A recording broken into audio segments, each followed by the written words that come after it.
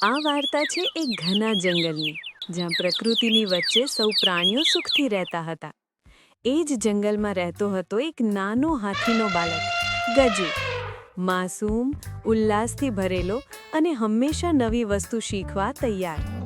અને એ જ જંગલનો રાજા હતો શેરુ, બળવાન અને શૂરવીર સિંહ. ગજુને દરેક વાત વિશે જાણવા મન થતું. ક્યારેક તે વૃક્ષો સાથે વાતો કરતો, ક્યારેક નદી સાથે રમતો, તો ક્યારેક પતંગિયાની પાછળ દોડતો. પણ બીજા પ્રાણીઓ કહેતા, ગજુ, તું બહુ પ્રશ્નો પૂછે છે. ગજુ હસીને કહેતો, પ્રશ્ન પૂછીએ તો જ શીખીશું ને. એક દિવસ ગજુ નદીના કિનારે પાણી પીતો હતો, ત્યારે ઝાડીઓમાંથી અવાજ આવ્યો. ગજુ ડરી ગયો. ઝાડીઓમાંથી બહાર આવ્યો શેરુ. શેરુ ગરજો, કોણ છે અહીં? ગજુ કંપી ગયો.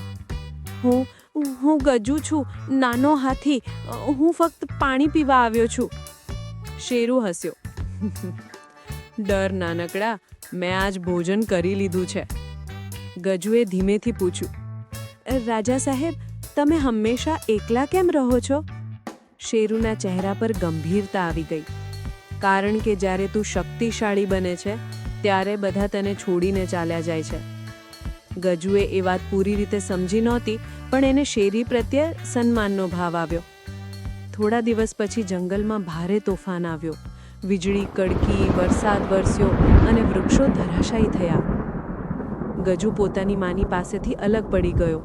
પગ કાંટામાં ફસાઈ ગયો અને તે રડવા લાગ્યો. માં, કોઈ છે?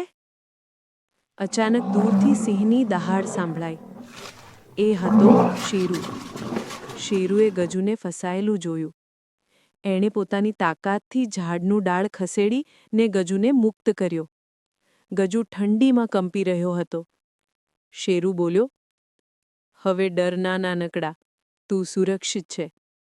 ગજુ બોલ્યો, તમે પણ તો ભીંજાયા છો.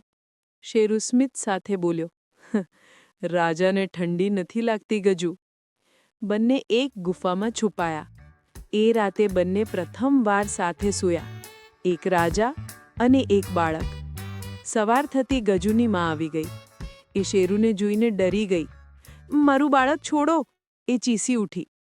શેરુ બોલ્યો, ડરશો નહીં, મેં તમારા બાળકને બચાવ્યું છે. હાથીઓનું ઝુંડ આવી ગયું. પણ ગજુ બોલ્યો, શેરુએ મારી મદદ કરી છે, એને નુકસાન ન પહોંચાડો. બધા પ્રાણીઓ ચૂપ થઈ ગયા. હવે સૌએ શેરુ માટે માન રાખ્યું. થોડા દિવસ પછી માનવ શિકારીઓ જંગલમાં આવ્યા. તેઓ હાથમાં બંદૂકો અને જાળ લઈને પ્રાણીઓને પકડવા આવ્યા હતા. શેરુએ જોયું કે ગજુ અને તેની માં એ જ દિશામાં જઈ રહ્યા છે, જ્યાં શિકારીઓ જાળ બિછાવી રહ્યા હતા. એ ગરજ્યો, એક જોરદાર દહાડ. શિકારીઓ ગભરાઈ ગયા અને ભાગવા લાગ્યા, પણ એકે ગોળી ચલાવી. ગોળી શેરુના પગમાં વાગી. ગજુ દોડી આવ્યો. શેરુ, તમને કશું નહીં થાય, હું છું ને.